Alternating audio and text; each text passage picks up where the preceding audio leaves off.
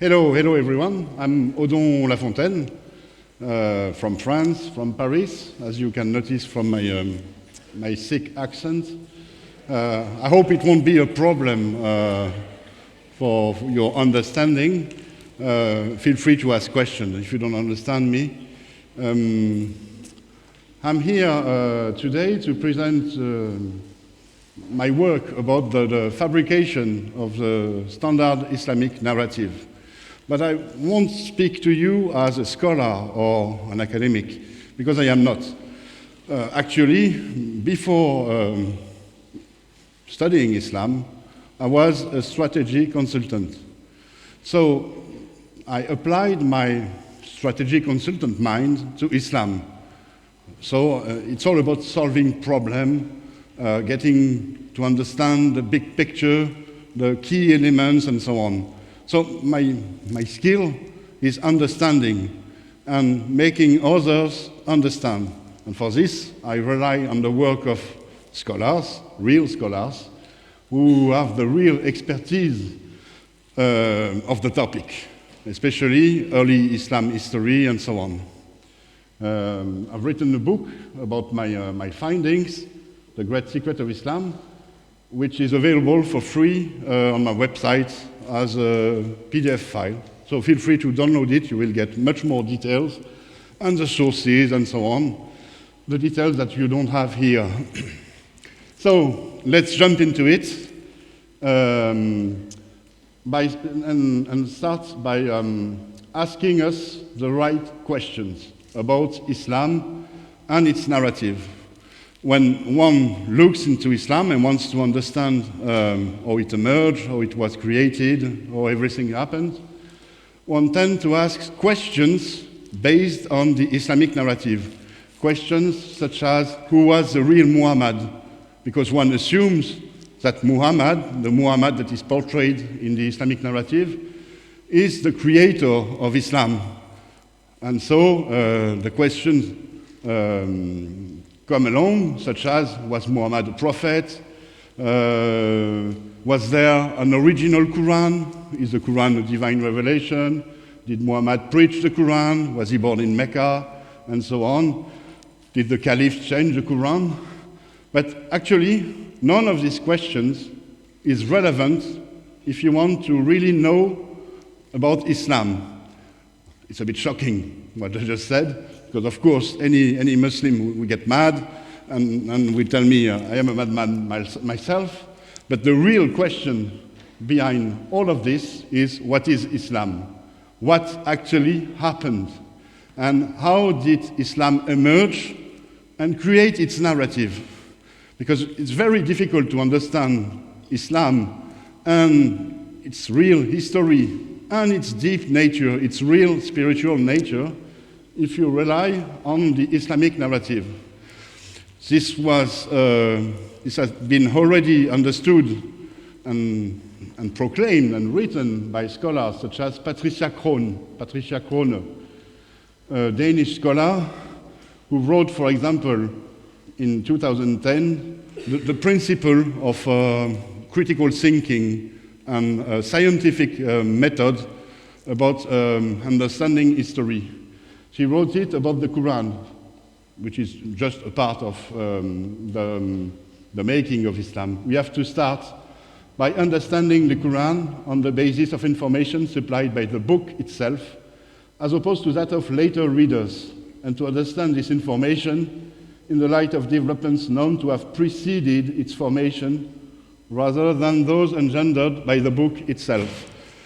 And we could apply this saying, this assertion, to the whole of early Islam history and say we have to start by understanding Islam history, not by its narrative, which is a secondary source, a late source, a much later source, but you have to understand Islam's history on the basis of information supplied by history itself, meaning what a history scholar should do: study contemporary sources, contemporary remains, archaeological remains, for example, and applying the historical critical method.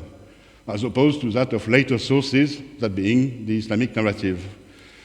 And by doing so, we have uncovered, I would say the scholars, the specialists who work on early Islam history, we have uncovered early Islam's history. And especially here, I will present it to you, but I don't want to go into much detail, so as not to go into debates, so as not to engage, for example, against our friend Mel, who was presenting the different Muhammad in Judaism and Christianity, which one is the model for Muhammad and so on. Let's not go that deep, but let's try to understand the big picture. And we will see it's quite easy. Actually, what happened at the beginning of Islam, when Islam wasn't named Islam, there were 4 phases, 4 stages. At first, it was the beginning of the 7th century, and there was a context of an end of times. The people thought that the apocalypse was coming, and there were many reasons for this, mainly the war between the 2 great empires, Persia and Byzantium, and their collapse due to the war. Persia was conquered by Byzantium. Byzantium was exhausted by the conquest. And during this time, we saw that there was a sort of messianic frenzy. Because of this feeling of an end of times, people were waiting for the Messiah to come back. The Jews were waiting for a Messiah, their Messiah, who is not Jesus.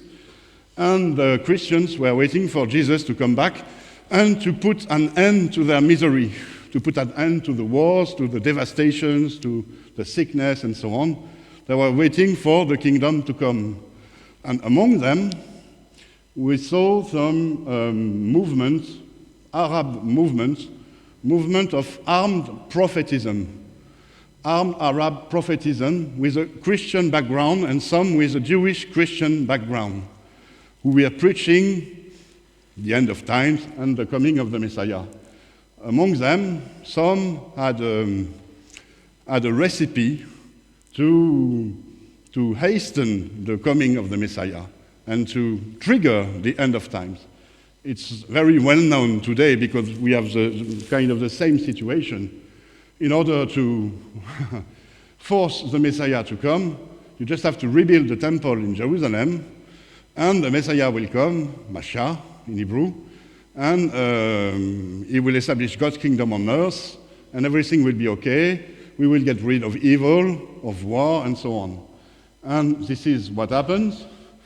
We saw that in the second phase, starting from the defeat of Persia, so at the end of the 620s and the beginning of the 630s, we see Arab factions seizing power, a power that was left vacant by the 2 great empires, and particularly Jerusalem was taken in 638 by an old alliance of Jews and Arabs, and they rebuilt the temple in Jerusalem. So there was a 3rd temple in Jerusalem at the time, up until Abdul Malik's time, when he built something on the dome of on the Temple Mount, which could be the actual Dome of the Rock. I won't go much further about this, whether the Dome of the Rock of today is the one from Abdul Malik and so on, but we have to know that we have many independent testimonies, sources from the 7th century and after,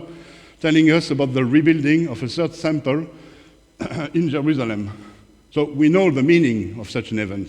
It was made to trigger the end of times, to trigger the coming of the Messiah, and we know also that the Messiah did not come. And this helps us to understand what happened afterwards. We saw Arab leaders fighting among themselves over their claim to their own messianic power. So there were various contestants. If we look with a critical approach into the many stories of the Islamic tradition, we could see that there were some partisans of Ali, whether he is or is not an historical figure.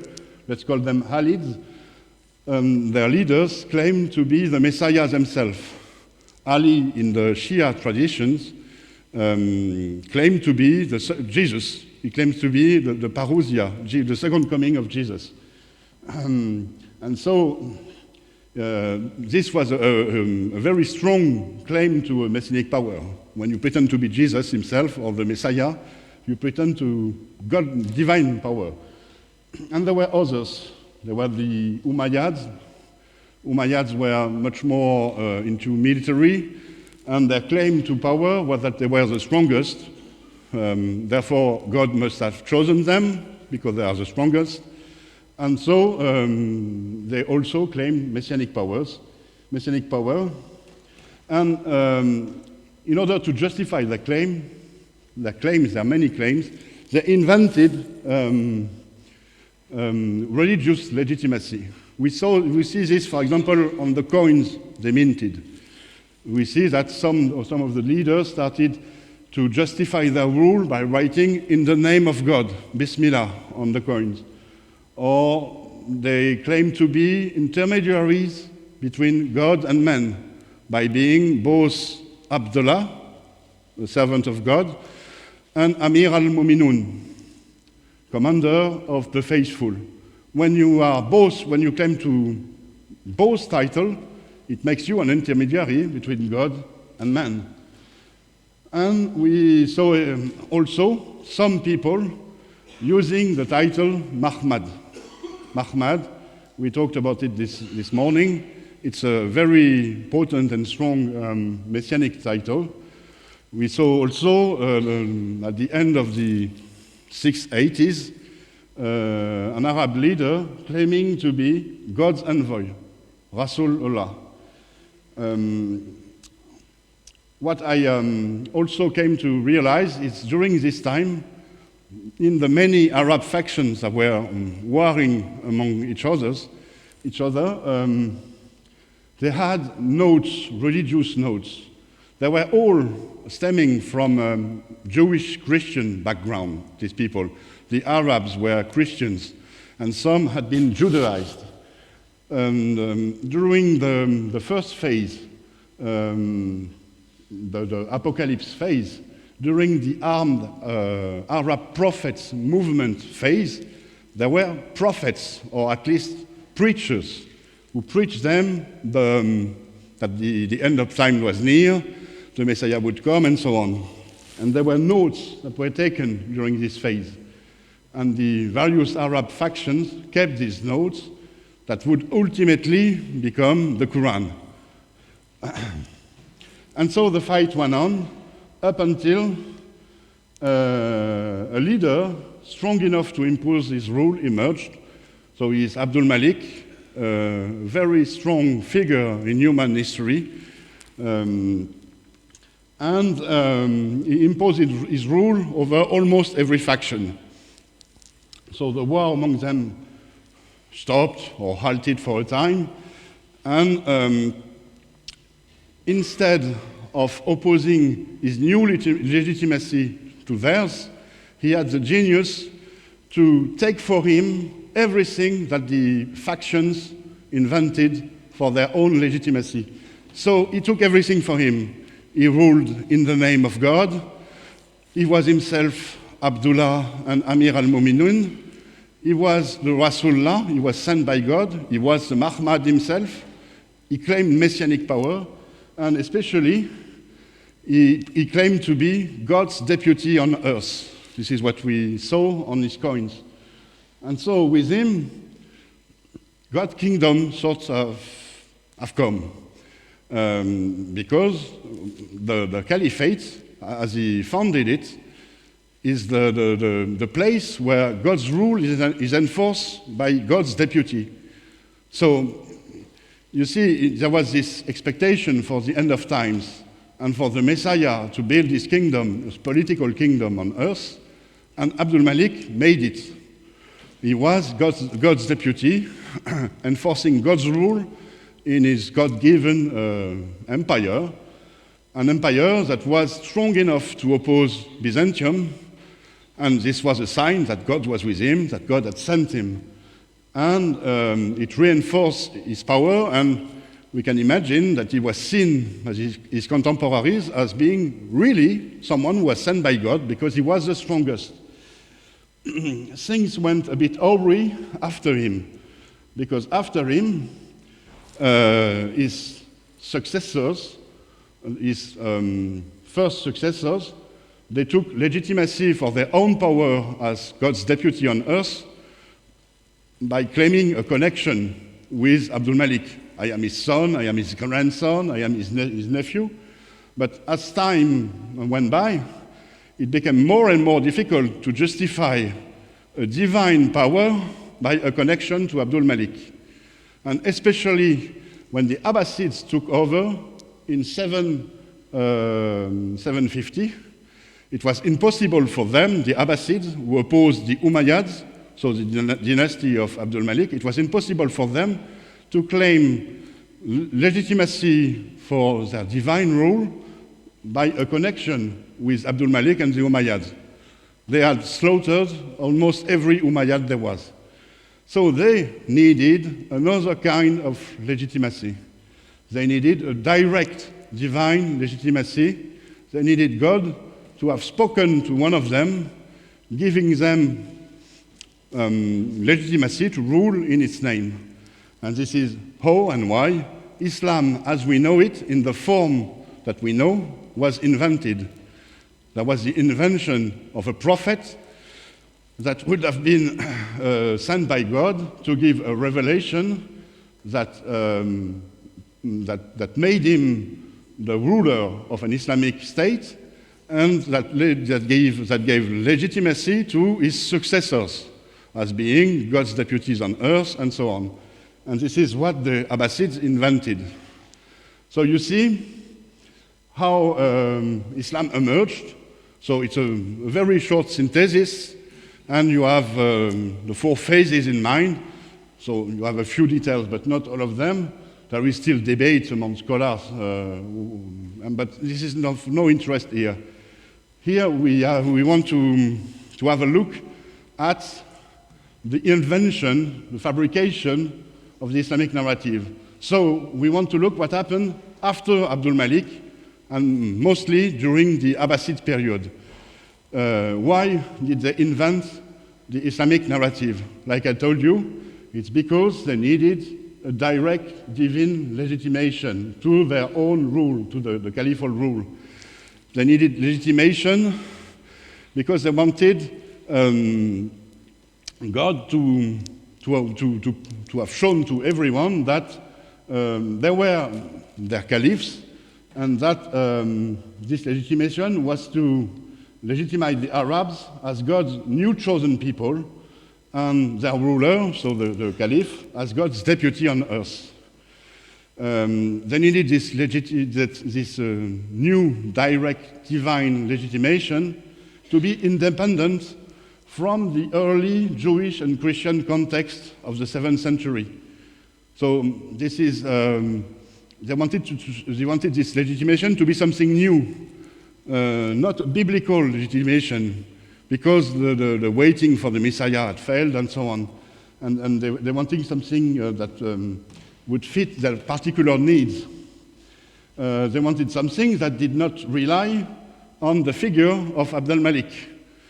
They wanted, and thus they required a new prophet and ruler sent by God that would provide the revelation whose succession would be the basis for the caliph's legitimacy.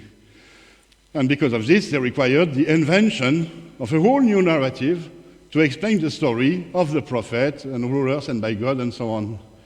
And so, when we have this in mind, we understand that the Islamic narrative that was built starting from this time is not the product of an historical inquiry, even a flawed inquiry.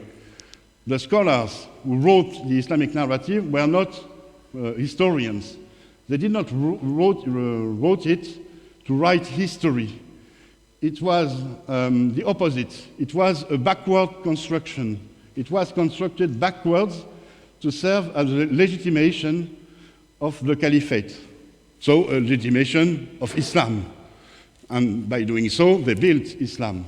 This is very, very important because if you look at Islam this way, if you look at the narrative this way, for example, the Sirah, the biography of the Prophet, you understand why there is so many flaws, inconsistencies, discrepancies. Whereas if you look at the other way, look at as if it were something historical, you won't understand why things are the way they are. This work has been done more than 100 years ago by a Belgian scholar, Henri Lamince. He wrote, for example, in an article in 1910, the article is called Quran and Tradition, How the Life of Muhammad Was Composed. It was written in French. He wrote at the time, so more than 100 years ago, that when Islamic tradition claims to present itself as an independent source of information, as a result of a vast investigation carried out by contemporaries and traditionists into the life of the Arab prophet, we may regard it as one of the greatest historical frauds ever recorded in literary history. So this is what the Islamic narrative is. And the way he understood it is quite easy. When you look at the Quran, you have many, many verses. Some of them are very difficult to understand. So you rely on the biography of the Prophet, and you see that the biography of the Prophet was not built to tell the story of the Prophet, but it was written to give an explanation to every verse of the Quran by presenting the actions of the Prophet. And when you look at the tradition on which the biography is supposedly built, you see that there are hundreds of stories, sometimes tens of different stories for the same verse with contradictions. The scholars don't agree with each other. And the only logical explanation is that they didn't know what the Quran was about, and they invented stories about Muhammad in order to explain what the Quran was about. So, starting from this, a process took place. A process that created or invented the Islamic narrative. It's easy to understand. There was a first layer, a foundational layer, as a starting point. So there had to be an Arab prophet sent by God who received a divine revelation that granted divine authority to the Arabs and their leader, leading to their rise to power. So this is the basis of the narrative. And starting from this, there was this logic of backward construction, starting from the conclusion. The conclusion is we need a direct divine legitimation for the divine power of the deputies of God on earth. So it started from the conclusion. It was initially to legitimize the caliph power, and it invented artificial premises to justify the conclusion, such as the story of the revelation. And the narrative developed this way, but it had to make do with significant constraints. It had to build upon everything that existed. It had to build upon the previous religious inventions of the 7th century.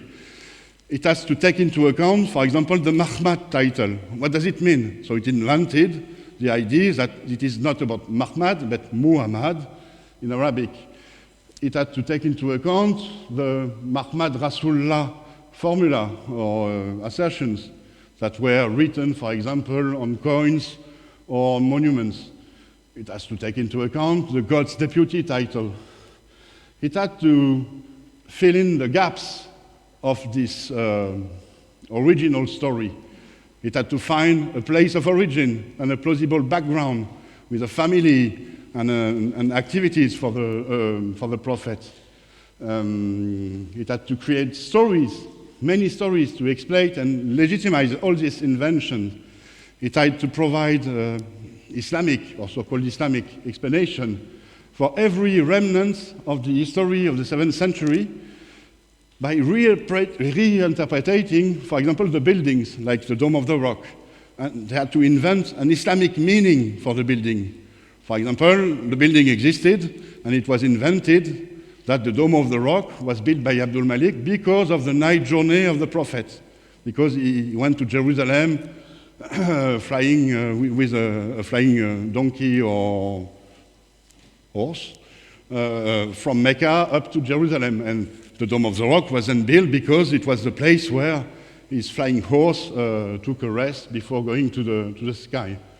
And it was the same with every remnant of this history, like the names of people, the names of places, the collective memories. The people remembered, collectively they remembered that during the 7th century they were waiting for Jesus to return. So it had to be incorporated within the narrative. It had to be explained in an Islamic fashion. And they had to make do with the external sources as well as they could. But they had no mastery over non-Muslim sources. And they used Abdul Malik's Quran as the basis for the revelation. This Quran was made by Abdul Malik and his minister Al-Hajjaj by taking over the various notes I told you about from the various Arab factions that Abdul Malik submitted. He took all of these notes, and out of them he made his own religious book that gave him supposedly precedence over Christians and Jews. And afterwards, this collection, the Quran, was used by the traditionists as the basis for the revelation. And so it had to be reinterpreted or retrofitted within an Islamic context. You had to invent stories. This is exactly what Henri Lamens discovered.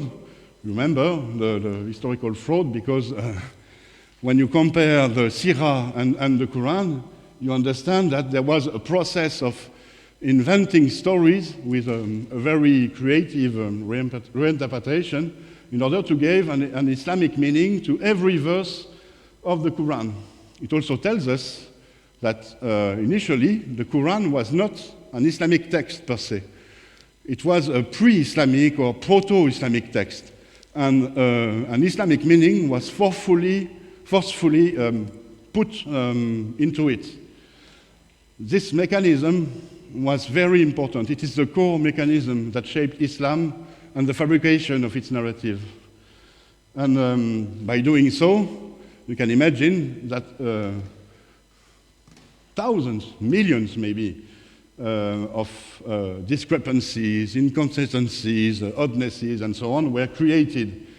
And this layer by layer created the Islamic narrative. So let's go a bit deeper into the process. What does it mean to build upon the previous religious invention? For example, the prophet that was invented at the time its name had to be rendered as Muhammad in order to fit the inherited framework. There were coins, for example, with the Muhammad title. There were rock inscriptions, like you see it, with the Muhammad name. So the prophet was named Muhammad, and by doing so, it identified him with the distant figure of the 7th century that were associated with the Muhammad theme. For example, the armed prophets, the warlords, the precursor or impersonators of the Messiah. So, in order to create Muhammad as the Islamic prophet, the distant memories of these figures were used, but they were distorted and rewritten. So when you look at the Islamic narrative and the Islamic view over the Prophet of Islam, there is some historical truth in it. For example, he is named Muhammad because the Muhammad title was in use in the 7th century. But we cannot be certain, we can be certain that he was not named Muhammad at the time, for example. By doing so, when creating the history of the Prophet and of his successor, the first caliph became the successors of the Prophet. And because they had to make do with the religious invention of the 7th century, the first caliphs that were invented, so Abu Bakr, Umar, Uthman, Ali, but they were given the title Khalifat Rasulullah, Khalifat Muhammad, God's deputy, God's caliph, Muhammad's successors, and so on. This is how the story was invented. The supposedly tribe of Muhammad, the Quraysh, and their conquest became the driving force behind the early Islam narrative, and all the earlier mentions of Muhammad were retroactively Islamicized. Every time you see a Muhammad inscription, it becomes a Muhammad inscription. But you see it, for example, with this Christian coin with the Muhammad Mimha Mindal inscription. It doesn't fit. You cannot have the Muhammad as a prophet of Islam being written with a cross on a Christian coin. But nonetheless, the process kept on, and gaps were filled. Other gaps, for example, the creation of Mecca. By creating a prophet for Islam, they needed also to create a background, so a place of origin. But it's very difficult to create such a thing in an existing environment where there are witnesses and sources that say that there was no such thing as the prophet of Islam. So they needed a blank page to support a new history, a blank page that was free from Jewish and Christian influences of the Middle East. They needed an Arab blank page. And so it was the invention of a pagan background to the story of Muhammad. It goes along with the idea of a blank page.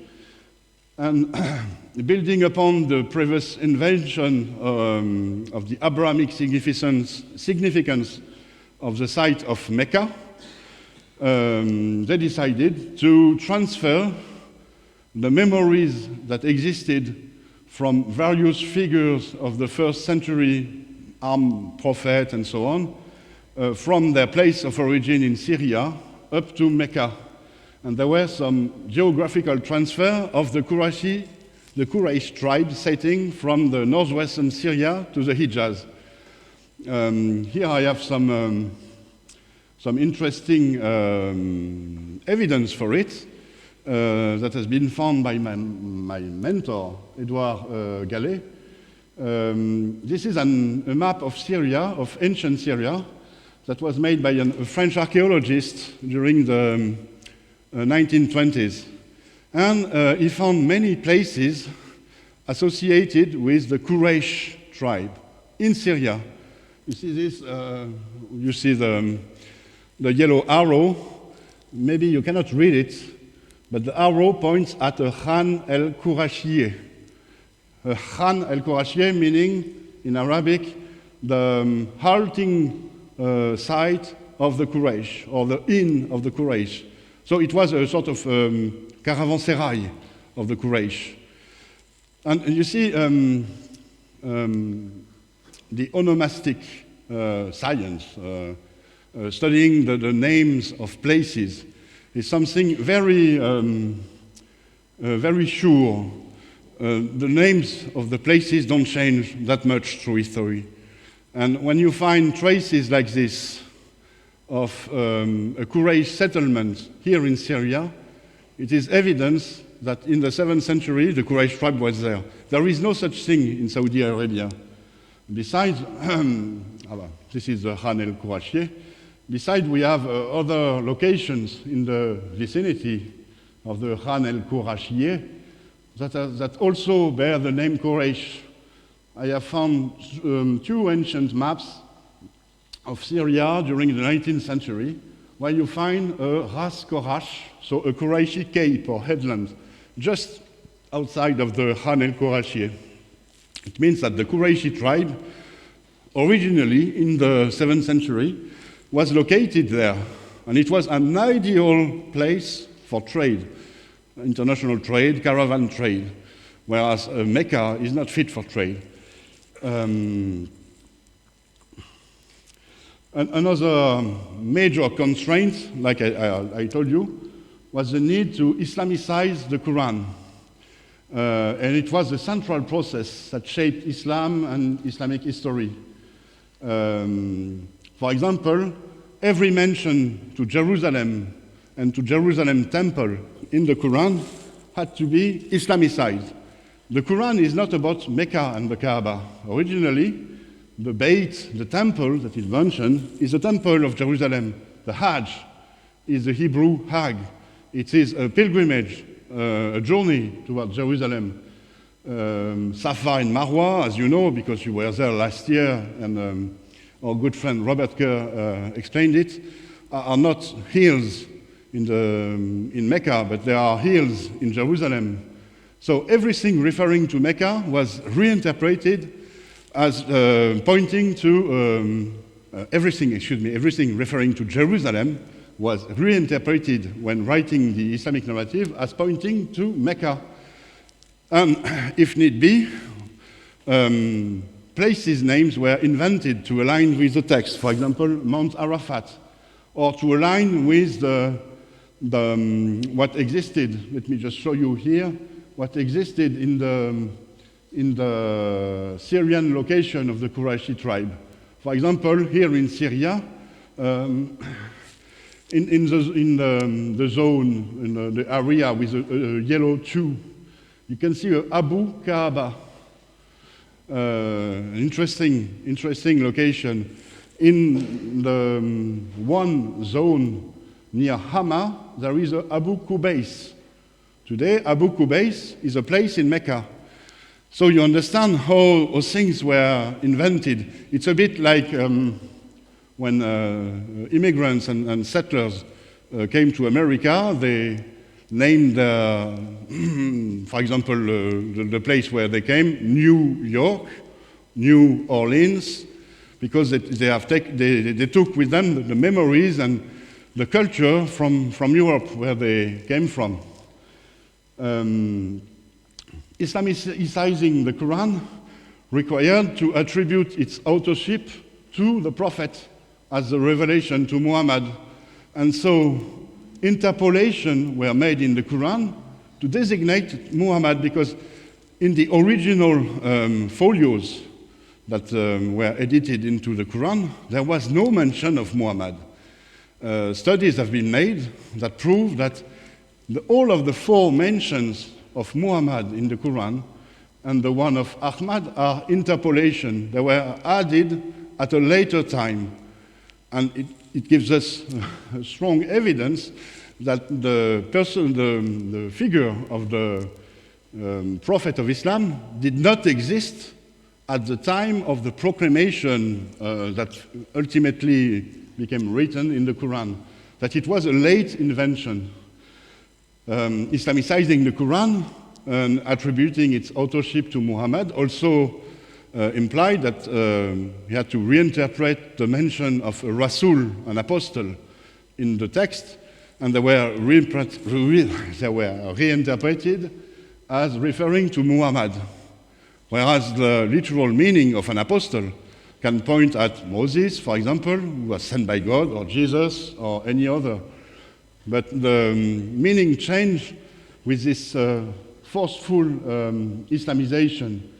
Other key expressions where the meanings of key expressions were changed.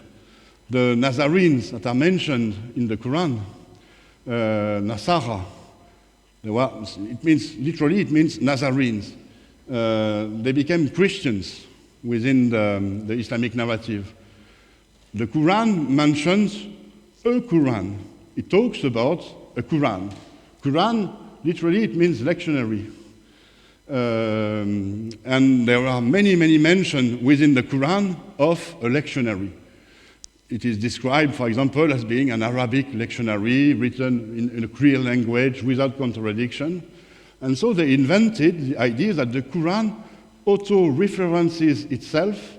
It talks about itself, but the meaning of the lectionary in the 7th century, it was not about the Quran, the Quran in Islam. It was about another book, a lectionary. The mushrikun associators, who initially pointed at Christians, became pagan in the Islamic narrative. The Beit, the temple, the Jerusalem temple, became the Kaaba, and everything was Islamicized within the Quran, and everything in the Quran, thanks to the invention of this narrative, has nowadays an Islamic meaning. And the original meaning has been hidden, covered by the meaning imposed by the Islamic narrative. I want to insist on the constraints that had a very significant impact on the fabrication of the narrative. So the narrative had to be built upon the previous religious invention. Gaps had to be filled. You had to Islamicize the remnants of actual history, such as the Dome of the Rock, Islamicize the Quran. And there came other constraints. The more you invent stories, the more complex the narrative becomes, the more you have to work to justify Islam, to establish its theology, its history, its Sharia law, and so on. Another constraint was that the narrative had also to justify the administration and the government of the caliphate. So stories were invented to justify the rule of the caliph.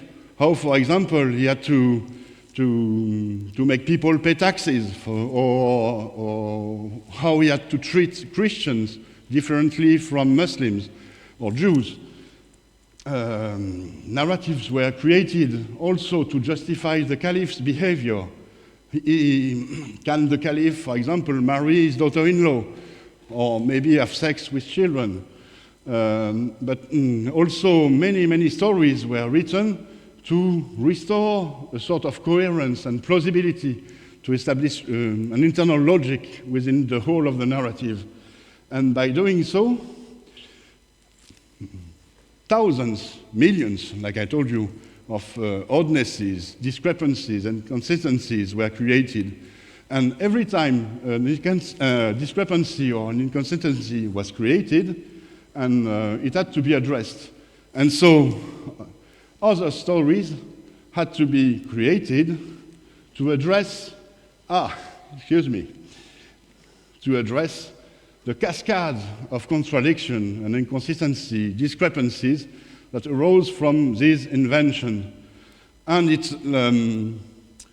it forged a sort of process, a building process of the Islamic narrative that works this way.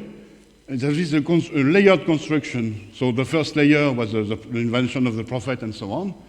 And from a layer, you had another layer, and then another layer, and then another layer.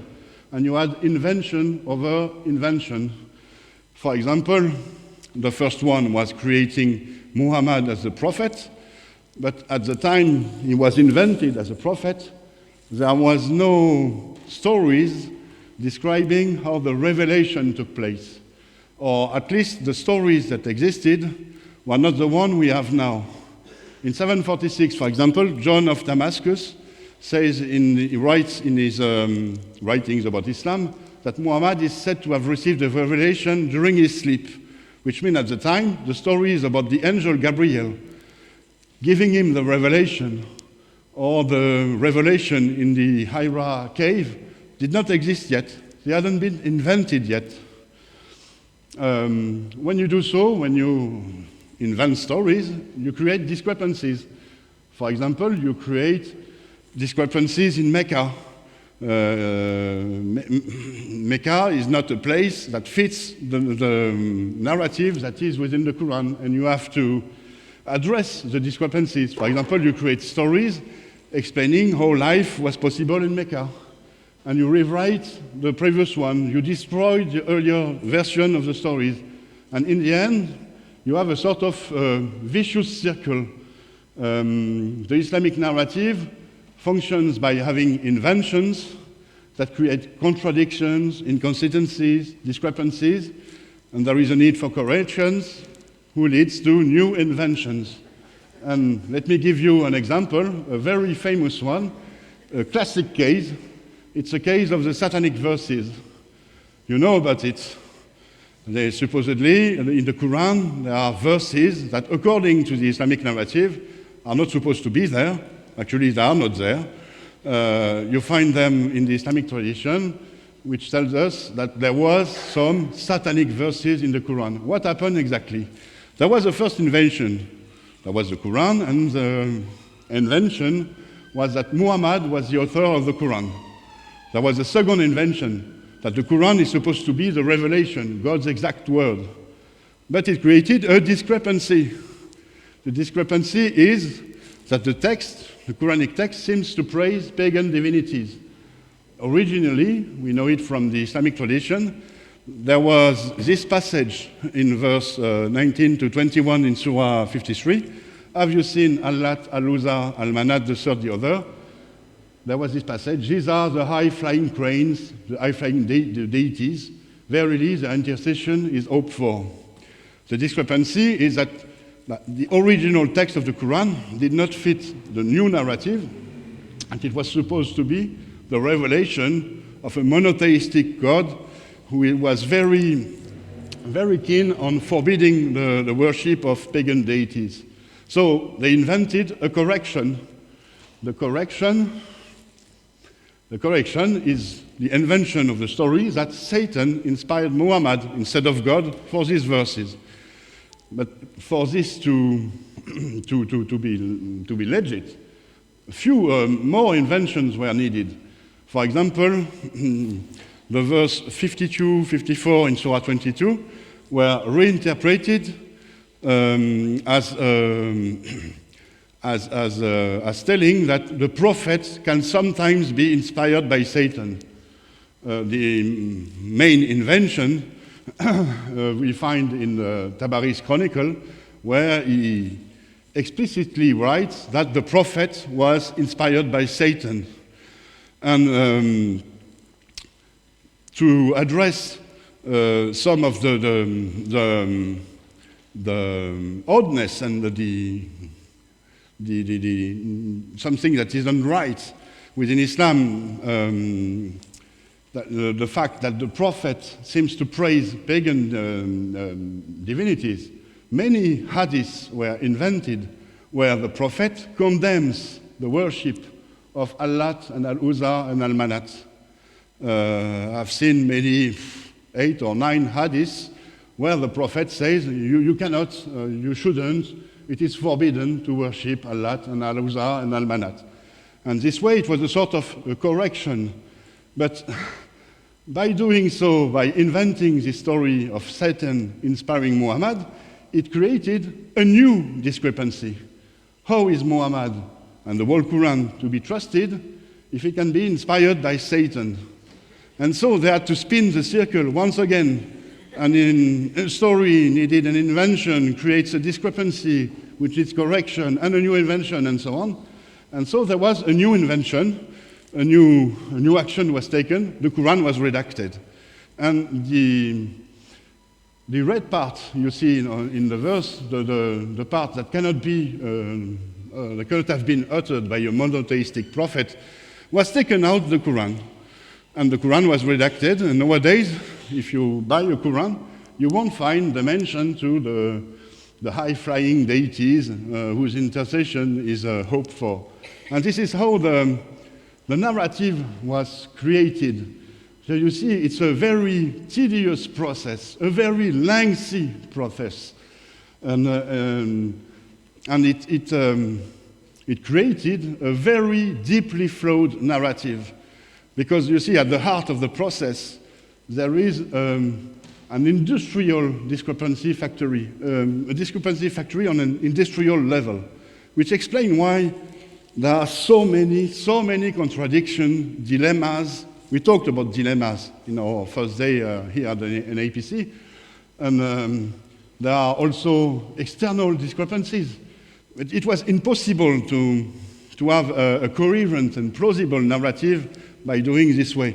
In the same way, In the same way, when someone lies and tells a story of lies that builds upon lies and lies and lies, it cannot hold in the end. It's too difficult to have coherence and plausibility.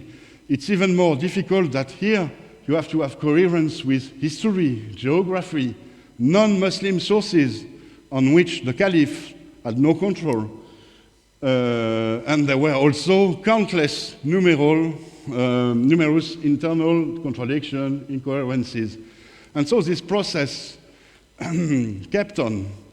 The circle, the vicious circle, kept on spinning for centuries, creating the millions of pages of the Islamic narrative, of the Islamic tradition. And it had to stop, because Islam would have exploded otherwise, and it led to the petrification of Islam. You know, this series of decisions that were taken around the 10th and 11th century. For example, the Quran was declared uncreated. There was the doctrine of the abrogation and the closure of the ijtihad, of the interpretation. And so Islam was sort of stopped in its progress, in the development of its narrative. It left Muslim with a very flawed narrative that relies on circular logic, auto-reference for its own justification. And it forced to impose the Quran as being absolutely sacred, and the figure of Muhammad as being absolutely sacred. This is the explanation why Muhammad cannot be critiqued within Islam, because the stories about him are ludicrously and evidently false. And it's very easy to see that they are not right. When you have 8 scholars who have 8 different versions for the same events supposedly in the life of Muhammad, you realize very quickly that everything is false, that the narrative is completely false. So you now understand how it was created, and you now understand the dire situation of Muslims. They are trapped in a false narrative that they cannot understand from within. If you are within the narrative, with its internal coherence, internal plausibility, in appearance, superficial coherence and plausibility, you cannot understand how it was created. You have to take it for granted that the scholars that created the narrative were actually historians doing an inquiry, an historical inquiry, and that you can maybe critique a bit if you are yourself a scholar, but globally, the story is good. You also came to realize, when you look at the history of Islam this way, that the narrative might seem important in Islam, but Islam existed before its narrative. The spiritual drive, the true spiritual force of Islam is actually independent of this narrative. The narrative served as a legitimation of it, but it came later to define it. And this will be an allusion to the workshop I did this morning, where I addressed the spiritual drive of Islam, which is something, this will be my conclusion, that is very important. You remember that when I described the early story of Islam, it was all about the end of times. People were waiting for the Messiah to come and to save the situation. Islam is about this, still about this. Even though there is no more waiting for a Messiah to imminently come, Islam is still about collective salvation. But instead of having the Messiah doing God's work, it's the Muslims that do God's work. It's the Muslims that establish God's kingdom on earth by force, by enforcing Sharia law. This is Islam, actually. Islam is about creating, enforcing God's kingdom on earth by enforcing Sharia law. This is the true spiritual force that is hidden behind this enormous, gigantic narrative.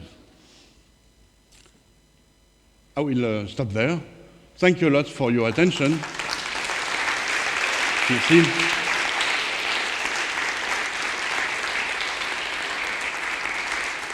So I hope it was understandable, even with my poor English skills. But I'm ready to answer any question should anything needs more clarity. Ah, no, there is no time for question. I thought we had 5 minutes, but okay.